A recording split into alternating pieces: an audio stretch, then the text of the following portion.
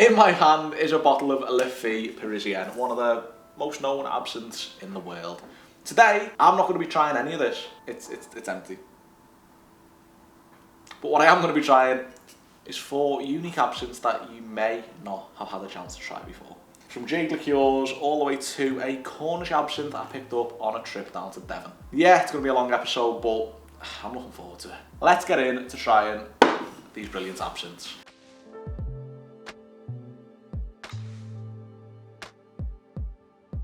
Absinthe is quite the spirit. It's quite strong, and I don't really want to be trying all of this liquid in these glasses, and I wouldn't recommend anyone to be doing so. You may have spotted a little beaker of water. I'm going to be diluting these down after I've tasted the first sip, just so I can hopefully open up the absinthe and get some more of the flavour notes. What's really good as well is by adding a little bit of the water, you're going to see the suspension of some of the solids in the absinthe, and you're going to get this milky, opaque liquid coming through, also known as the louche, or the process I should say is known as the louche.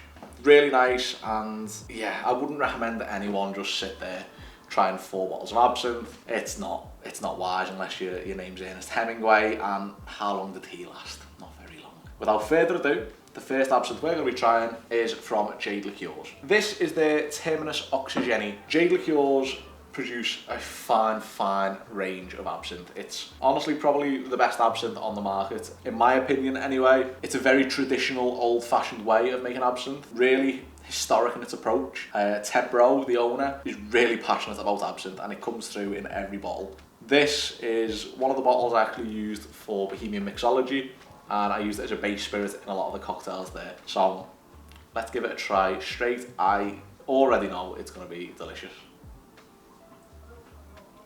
Okay, so it's got this creamy body. It's intense, obviously it's got a kick because it's absinthe. It's bottled in at 68%.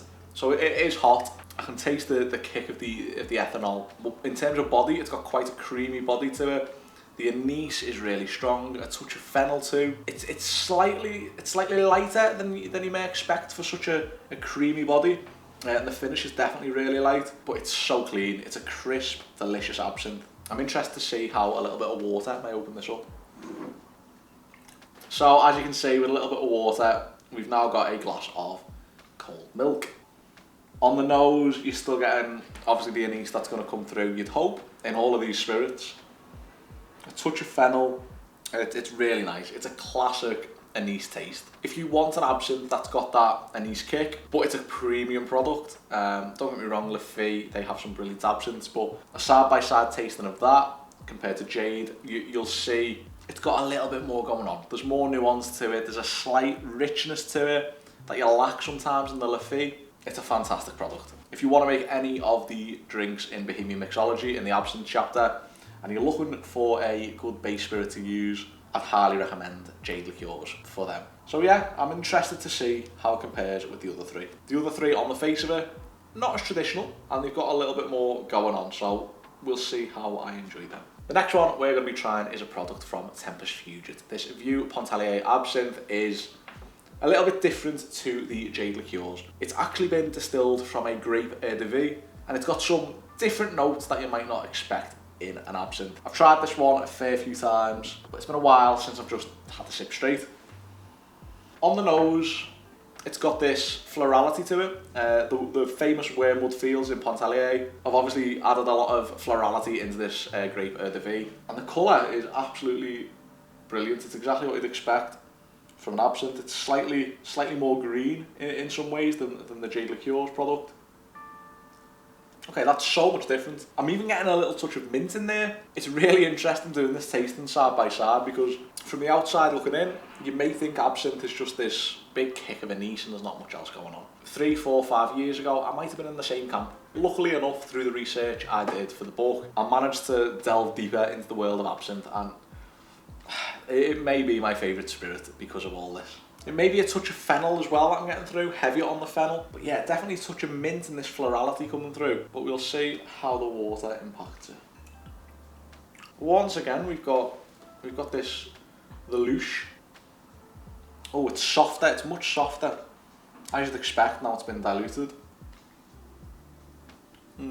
That's actually really approachable. Bottled at 65%, which is slightly less than the Jade Liqueurs product, but approachable is the word I'd go for. A lot of people will say I don't like absinthe because it's just too strong in the niche for me. This is a great entry level in that regard then, because you're not going to get blown away by such intense anise. It's easier to pick out the other flavours. The fennel, the florality. Again, I'm getting a touch of mint. I don't know where that's coming from. And once again, you've got this light and polished finish, similar to the Jade Liqueurs product. This is, no doubt about it, another premium absinthe. It's not been artificially coloured. It's not anything overly artificial sweeteners. It's a premium product, and I'd expect nothing less from Tempest Fugit. Really, really tasty. I'd actually highly recommend this. This is the one for someone who doesn't love anise, but wants to get into absinthe. Try this in an absinthe frap or a death in the afternoon. You'll really enjoy it, and it'll open up the spirit even more. We'll have to do an absinthe episode at some point soon, and I'll make all these drinks and more. Next on the list is a product from the Lost Loch distillery. It's a product called Mermacan. What you'll see straight away in the fore is this is a lot more amber in hue, and on the nose it's definitely a lot softer. One thing I really like about this product is it uses a touch of honey and bramble leaves in there, which to many would mean it's no longer a traditional absinthe, and I maybe agree with that. I don't think it is necessarily traditional, but just because it's not traditional doesn't mean it's not tasty. It's got a lot more bite is the word I'd use. It's the lowest ABV of the three so far, but definitely got the most kick. It's very interesting that the anise note is probably softer than the Jade product, but harsher than the Pontarlier. Yeah, I can maybe get some of the Scottish botanicals coming through. There's a touch of that honeyed note, which reminds me in some ways of a yellow chartreuse, the way you've got that underpinned honey throughout, but the sweetness quickly fades and you're left with quite a short finish. It's a nice product. It's different.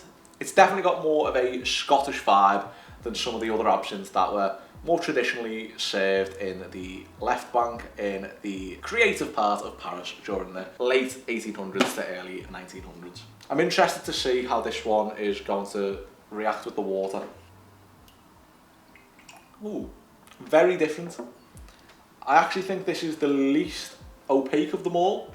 Straight away, you can see that this one has got a slight different colour to it. The Louche from the Jade product has got this white, almost milky opalescence to it. The Pontarlier has got a green hue, but it still remains this opaque colour. This is still quite see-through, to be honest, and it's not as strong in terms of how opaque it is. It makes me think that there's less fennel in this one. But what I will say is the water has opened this up so much. It's coincidental in many ways that the Scottish product is opened up so much with water, as that is so common with the Scotch whiskies too. I'm getting so much pine and woodiness to it. On the nose, it's actually the nicest of the three now, which it really wasn't beforehand. It's so interesting. There's this woodiness throughout and earthiness. It's not earthiness, it's woodiness like oak. Yeah, the bramble leaves, it comes through a lot. It's absolutely delicious with the water. That is definitely the one that's changed the most with the addition of the water, and I think it's really good doing side-by-side tastings like this because you explore the spirit in full. For me, this is arguably the best of the three now, which is surprising me because Jade Liqueurs have got the historic method down to a science. That's phenomenally good. Yeah, Mermacan, what a brilliant absinthe. Who'd have thought? Last, but by no means least on this quite impromptu 4 absinthe bottle tasting is a product I picked up when I was down in Devon. It's not a Devonian product by any means, but it is Cornish. Made in Cornwall, Morva Red Absinthe is an unknown quantity. I have never tried this product before, and this is the very first time I've ever tasted it. On the nose, we're definitely getting the anise, but it's not as strong. Similar to the Scottish absinthe, it's not hitting you as much as the first two. It smells quite gentle, quite soft. That tastes nothing like the other three. That tastes nowhere near, but I really like it. Oh, the finish is really strong anise, but initially I didn't really get any anise at the very beginning, which is unusual. Normally in an absinthe you get the anise straight on the front. You hit it on the nose and then it dwindles quite quickly because of the high proof of the spirit. It can disappear. This is inverted. You get the anise right at the end. I have to say it's some product. It's bottled at 66%, so again it's pretty much within the realm that you'd expect. There's almost this like salinity to it. It's hard to place.